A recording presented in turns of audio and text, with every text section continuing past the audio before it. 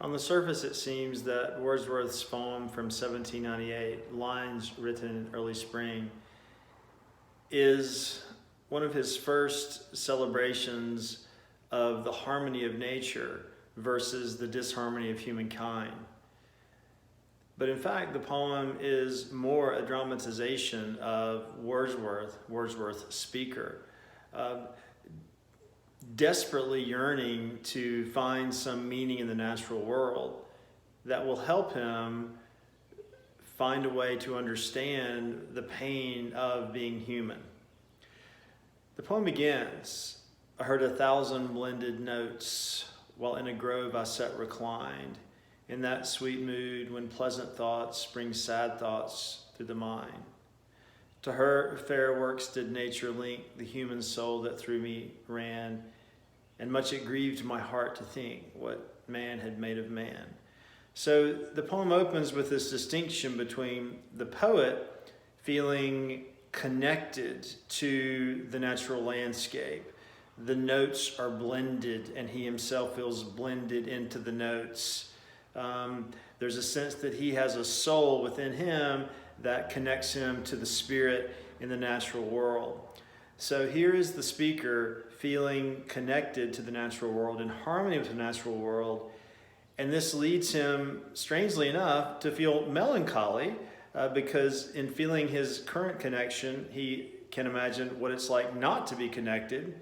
And this brings sadness. Often a feeling of intense joy brings along with it a feeling of intense sorrow, because the feeling of joy also calls forth the absence of joy and leads us to lament that we can't feel the joy all the time. So there is melancholy in mood in those first two stanzas, but also a sense that, okay, I feel the harmony of the natural world, but I look at humankind, I don't see much harmony at all. I see division, I see hypocrisy, I see violence, I see war, so on and so forth.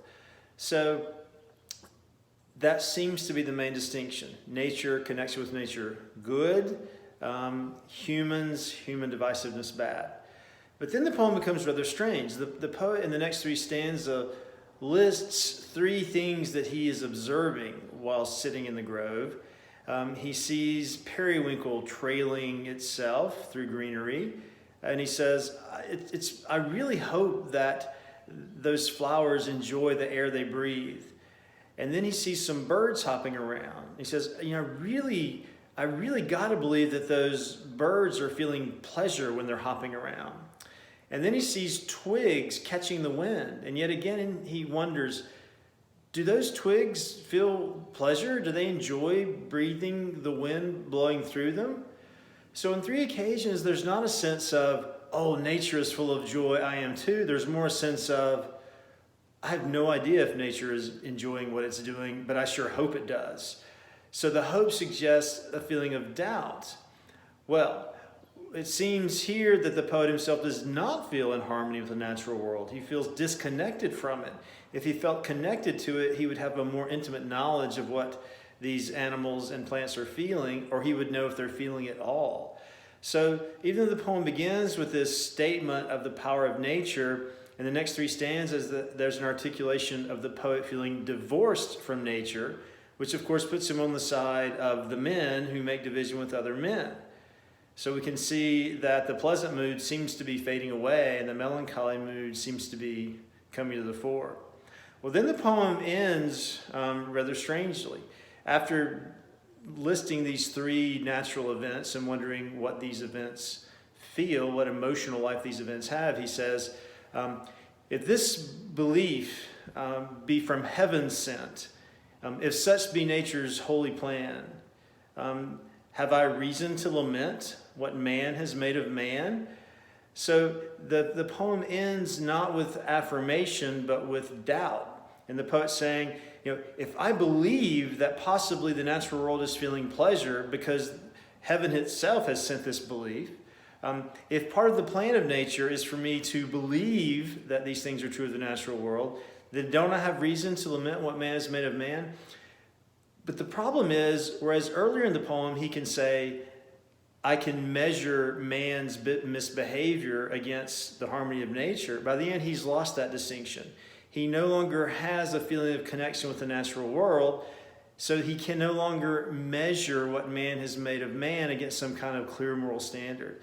So the poem ends in doubt. It ends in a kind of disharmony between speaker and environment.